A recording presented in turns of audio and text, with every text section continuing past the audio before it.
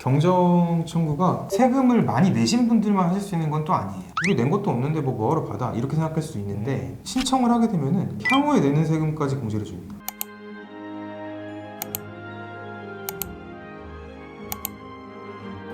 오늘 경정 이야기를 좀 해보려고 하는데요. 경정이 뭐죠? 찾아볼까요? 네이버 찾아보셔도 될 것 같아요. 경정이 잘 쓰는 표현도 아닐 뿐더러 입에 딱 붙지도 않고, 저도 처음에 경정이란 말을 들었을 때 이게 뭐지라는 생각을 많이 했던 것 같아요. 근데 이건 법인세법에 있는 얘기인데 좀 쉽게 설명해 주실 수 있으세요? 세법에 따라서 기간 안에 뭔가 신고해야 되거나 이런 절차들이 있거든요. 근데 언제나 그게 완벽할 수는 없잖아요. 그래서 더 많이 냈던 세금을 돌려받는 행위를 경정이라고 합니다. 간단하게 설명드리면 그 정도로 이해하시면 될 것 같아요.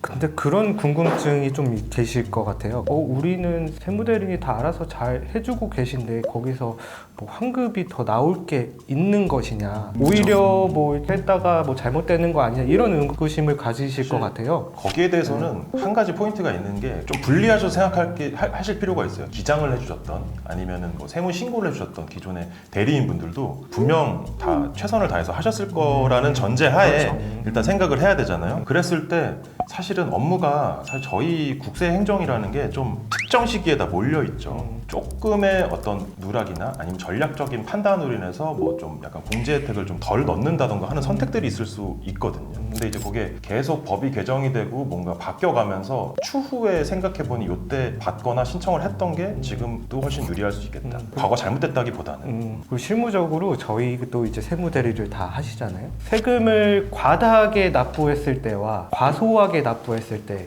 둘 중에 어떤 게 더 위험하냐라는 측면에서 봤을 때는, 과소하게 납부한 경우에 10% 가산세, 뭐 납부불성실 뭐 가산세 해가지고 가산세 부담이 굉장히 커지거든요. 그럼 이제 실무적으로 저희 세무대리인들은 기본적으로 좀 보수적인 처리, 그러니까 뭐 애매하거나 이제 좀 정확하지 않는 부분에 대해서는 나중에 어쨌든 세금 환급 신청 제도가 있으니까 다소 좀 보수적으로 처리를 한 뒤에 환급이 발생할 만한 소지가 있는 항목들을 계산을 해서 이제 경정 청구를 진행을 하게 되는 거죠.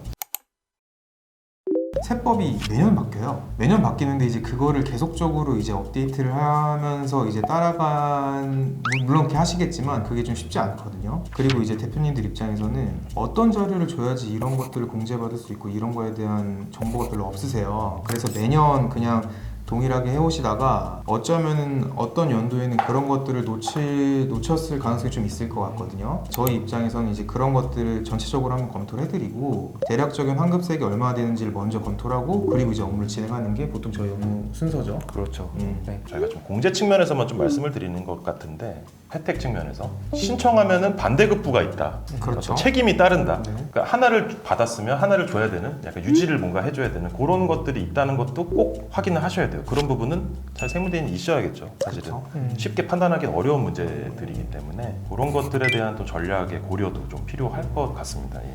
좀 구체적인 예를 들어서 말씀드리면은, 인력을 추가 채용하면은 고용이 늘어나면은 이제 뭐 세금 얼마가 감면해주는 이런 제도가 있어요. 근데 문제는 내년도에 갔을 때 인력이 감소하면 다시 공제 받았던 거를 이제 다시 토해내야 되는 이런 규정들이 다 있거든요. 그 혜택이 또 되게 크잖아요. 또. 엄청 크죠. 뭐 중소기업 입장에서는 한 분을 고용 채용할 때마다 요건만 충족한다면 거의 1,000만 원 정도의 어떤 그럼요. 바로 현금성으로 그럼요. 이제 네. 이 혜택이 있으니까 크죠.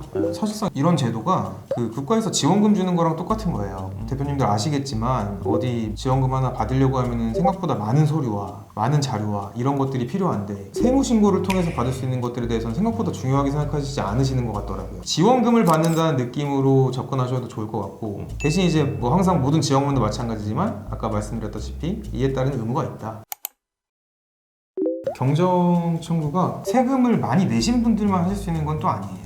그러니까 대표님들이 생각하지 못하는 세금들이 좀 많거든요. 우리 낸 것도 없는데 뭐하러 받아? 이렇게 생각할 수 있는데, 신청을 하게 되면은 향후에 내는 세금까지 공제를 줘요. 이게 뭐 당장 뭐 돌려받는 게 아닐 수 있어서 조금 아쉬운 부분이 있을 수 있긴 한데, 예를 들어서 우리가 얼마간에 나중에 돌려받을 수 있는 거를 신청을 통해서 받아 놓으면은 그 내년 내후년에 발생되는 세금에 대해서 자유로워질 수 있는 부분이 있거든요. 그거에 대한 검토는 저희가 해드릴 수 있습니다. 그 개인도 돼요? 개인도 가능하죠. 개인 되죠. 개인도 가능하고 다 가능합니다. 그리고 사실 이게 굉장히 저는 중요한 포인트라고 생각을 하는데 경정 청구를 할 수 있는 기간은 5년이잖아요. 그렇죠. 그렇죠. 네. 5년인데 지금 이제 세법이 이제 최근에 개정이 되면서 이게 10년으로 바뀌었습니다. 되게 합리적으로 바뀌었네요. 그렇죠. 이게 뭘 의미하냐면 우리 회사는 결손 나고 이거 5년 내에 공제를 못 받을 것 같아. 더라도 경정 청구를 신청을 해서 요거를 10년간 이월시키는 뭐 신청 경정 청구를 할 수가 있다는 거죠. 결손이 나고 세금 납부세액이 없더라도 일단 신청을 해놓으면 나중에 10년까지는 다 공제 혜택을 받을 수 있다. 요게 좀 중요한 포인트 같습니다. 경정이 무엇인지, 또 경정을 왜 해야 되는지, 그리고 경정을 어떻게 하면 좋은지, 그리고 대상이 누가 되는지도 좀 회사님들 면밀하게 우리가 살펴봤는데, 그럼 이제 또 궁금하실 수 있을 것 같아요. 경정을 했다가 이제 또 조사랑 연관되면 어떡하냐, 소위 말해 벌집 쑤시는 거 아니냐. 네. 괜히 그렇게 생각하실 수 있는데, 다음 회에서 한번 또 여기 또 할 얘기가 많을 그렇죠. 것 같아요. 그럼요. 그래서 네, 그것도 한번 얘기가 다시 한번 많죠. 짚어드리도록 하고, 오늘은 이런 내용을 주제로 좀 얘기를 해봤는데 더 하실 말씀? 할 얘기가 너무 많은데 이제 끊어야 될 것 같아요. 그만하시죠. 네. 여기까지 하시죠. 네.